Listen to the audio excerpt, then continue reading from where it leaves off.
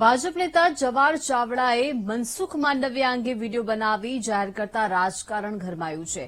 તેવામાં જવાહર ચાવડાની ઘરવાપસીને લઈને કોંગ્રેસ નેતાઓમાં મતમંતાંતર જોવા મળી રહ્યા છે। કોંગ્રેસમાં એક પક્ષ જવાહર ચાવડાને આવકારવા માંગે છે, તો કોંગ્રેસના પ્રવક્તા મનહર પટેલે જવાહર પટેલ મુદ્દે નિવેદન આપ્યું છે।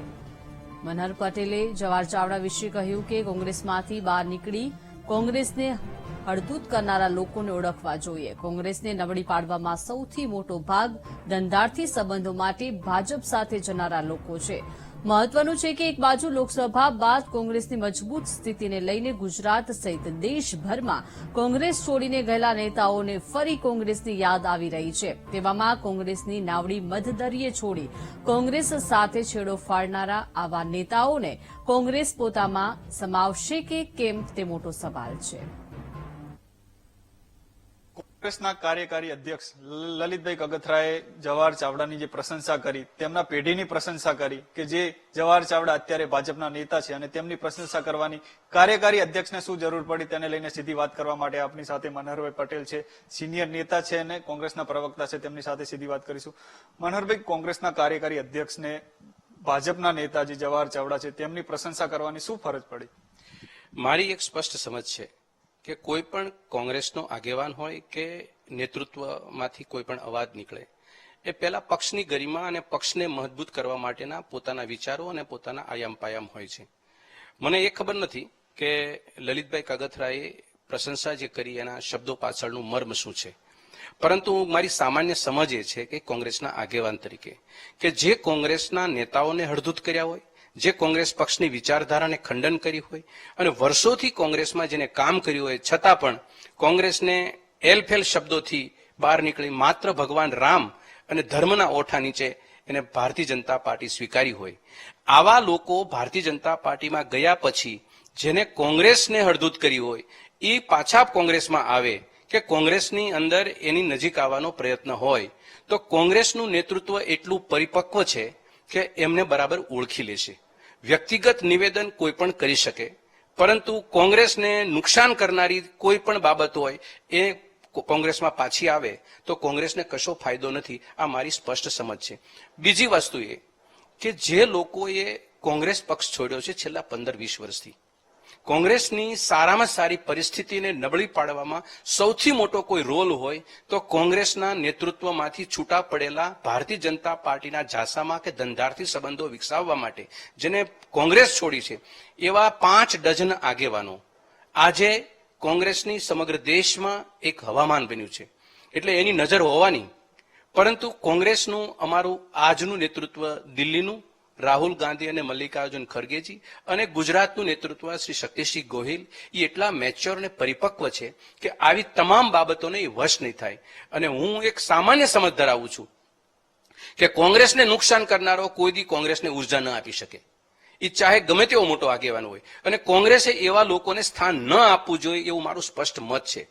સામાન્ય રીતે હું તમને કહું કે જ્યારે જવાહર ચાવડા હોય કે એક્સ 5 ડઝન પૈકીના કોઈ પણ આગેવાન હોય, એમને જ્યારે કોંગ્રેસ છોડી છે ત્યારે ભાજપને ફાયદો થયો, એને ભાજપમાં મંત્રી પદ મળ્યું છે ત્યારે એ વ્યક્તિને ફાયદો થયો, અને જ્યારે એના ધંધાર્થી સંબંધોમાં દ્વંદ્વ યુદ્ધ શરૂ થયું અને એ લોકો ઝઘડે છે ત્યારે કોંગ્રેસને કશું લેવા દેવા નથી, એ બેને એકબીજાને નુકસાન થવાનું છે। તો કોંગ્રેસના ઘરની અંદર કોઈ પ્રકારની ચર્ચા હોવી જોઈએ નહીં એવી મારી સ્પષ્ટ માન્યતા છે। 4-5 વર્ષ પહેલા જયારે જવાહરભાઈ ગયા ત્યારે કોંગ્રેસ સામે અનેક આક્ષેપો લગાયા કે જે સ્થિતિમાં કોંગ્રેસ નબળી હતી, તમે કહી રહ્યા છો હવે કોંગ્રેસ મજબૂત થઈ રહી છે, છતાં પણ કાર્યકારી અધ્યક્ષે આ રીતનું નિવેદન આપવાની શું ફરજ પડી? શું તે જવાહર ચાવડાને કોંગ્રેસમાં આવકારવા માટે આ રીતનું નિવેદન આપી રહ્યા છે? મારો સ્પષ્ટ મત છે કે કોંગ્રેસ એ પક્ષ હોય કે ભારતીય જનતા પાર્ટી પક્ષ હોય, કાર્યકર્તાની ઉર્જાથી પક્ષની મજબૂતાઈ હોય છે। કાર્યકર્તાની ઉર્જા એટલે કે જે આગેવાન કોંગ્રેસના પ્રતીક તરીકે ચૂંટણી લડ્યો હોય એને કાર્યકર્તાએ જીતાડ્યો છે, કોંગ્રેસ પક્ષે એને પ્રતીક આપ્યું, એમાં જવાહરભાઈ હોય કે કોઈ પણ બીજી વ્યક્તિ હોય। જ્યારે કાર્યકર્તાનો દ્રોહ કરી, જનતાનો અને મતદારનો દ્રોહ કરી કોઈ કોંગ્રેસ પક્ષ છોડે અને અન્ય પક્ષમાં જાય તો કોંગ્રેસ પક્ષનું નેતૃત્વ પહેલા ગંભીરતાપૂર્વક કાર્યકર્તાની માનસિકતાને બરાબર સમજવાનો પ્રયત્ન કરે છે।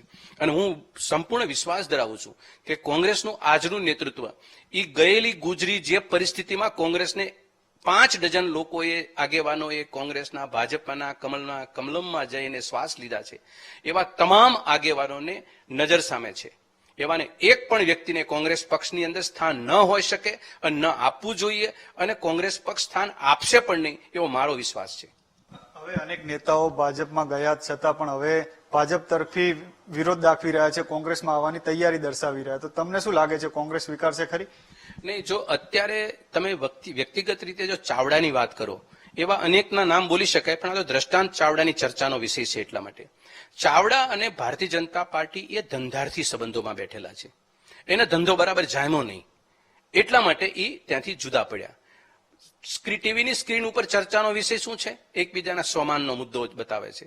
સ્વમાન જેવું કશું છે નહીં. જેને આ પક્ષમાંથી પેલા પક્ષમાં જવું, પેલા પક્ષમાંથી પેલા પક્ષમાં જવું, ન વિચારધારા મગજમાં હોય કે ન જનતાની સેવા કરવાની ભાવના મગજમાં હોય કે ન રાષ્ટ્રની શું ખરેખર જાહેર જીવનની પરિસ્થિતિ છે એ કોઈ મગજમાં હોય. આવા લોકો એ કુદાકુદ એક પક્ષમાંથી બીજા પક્ષમાં કરે અને એમાં કોંગ્રેસની કટ્ટર વિરુદ્ધની પાર્ટી એ ભારતીય જનતા પાર્ટી અને એમાં કૂદકા મારે તો એ તો ભારતીય જનતા પાર્ટીને એના આગેવાનનો દ્વંદ્વ યુદ્ધ છે. દ્વંદ્વ યુદ્ધ સમયે કોંગ્રેસના લોકોએ કોઈ રિએક્શન આપવાની જરૂર નથી. કોંગ્રેસ ફક્ત એટલું જ રિએક્શન આપવાની જરૂર છે કે એ લોકોએ આપણને કેણ મોકલ્યું છે કે અમારે તમારી પાર્ટીમાં જોડાવું છે.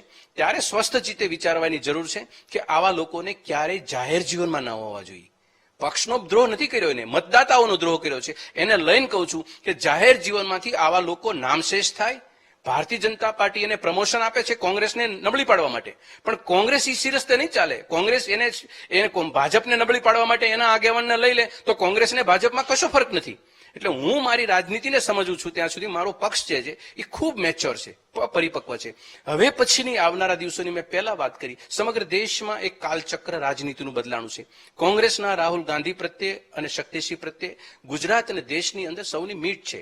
આ મીટને લઈ કોઈ એવું નાનું પગલું નબળું પગલું નહીં લે કે જેનાથી કોંગ્રેસનો બચેલો જે નેતાગીરીનો જે સોર્સ છે, જે નેતૃત્વ છે, એને કોઈ જગ્યાએ ક્ષતિ પહોંચે. જે કોઈ પણ વ્યક્તિ બોલે, કાર્યકારી અધ્યક્ષ બોલ્યા હોય, કોઈ પણ બોલ્યા હોય, તો એને હું સ્વસ્થ કરવા માંગુ છું કે રાજનીતિની અંદર એના ભૂતકાળના ગમે એટલી તાકાતવર નેતા હોય, પણ એટલું યાદ આપણે સૌને રાખવાની જરૂર છે, કોંગ્રેસ પક્ષે પણ રાખવાની જરૂર હતી કે કોંગ્રેસ પક્ષને હળધૂત કરીને જે લોકો બહાર નીકળ્યા છે એ કોઈ દિવસ કોંગ્રેસને મજબૂત ન બનાવી શકે. આ હતા મનોહરભાઈ પટેલ કે જે કાર્યકારી અધ્યક્ષ લલિતભાઈ કગથરા જે નિવેદન આપ્યું છે કે જે જવાહર ચાવડાની તેમને પ્રશંસા કરી છે તેમને નકારી રહ્યા છે અને તે કહી રહ્યા છે કે કોંગ્રેસ એવા કોઈ પણ નેતાને પાછા લાવવાનો પ્રયત્ન નહીં કરે કે જે કોંગ્રેસને છોડીને અને કોંગ્રેસ ઉપર આરોપો લગાવીને ભાજપમાં ગયા છે. કેમેરામેન નરેશ સોલંકી સાથે અપૂર્વ સિસોદિયા, વીટીવી ન્યૂઝ, અમદાવાદ.